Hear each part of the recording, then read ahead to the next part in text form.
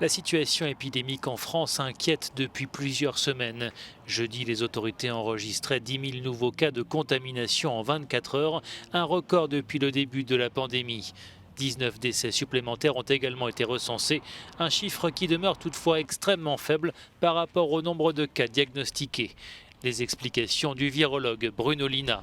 Premièrement, on sait mieux prendre en charge l'infection et on sait mieux, faire guérir, les patients qui, présentent des infections parfois sévères parce que la réanimation est plus performante, on a une mortalité qui a baissé, c'est très clair. Mais aujourd'hui, on ne comptabilise pas et on n'observe pas la mortalité qui sera consécutive aux infections qui se font aujourd'hui, hein. Et c'est vraiment et ça, on ne le verra probablement que dans 15 jours à 3 semaines.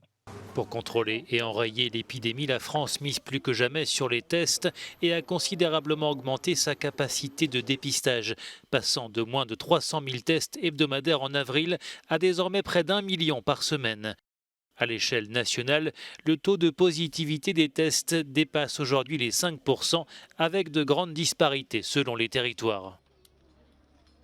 On voit que les grandes villes sont, touchées de façon importante. On pense essentiellement à Marseille et à Bordeaux, mais il y a aussi Lyon, il y a aussi Paris et c'est probablement là que se fait l'essentiel, des contaminations.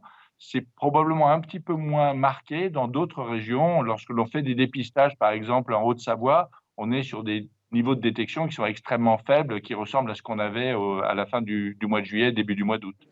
Tous les regards restent tournés vers les hôpitaux et en particulier vers les services de réanimation qui redoutent un nouvel afflux de malades durant l'automne puis l'hiver.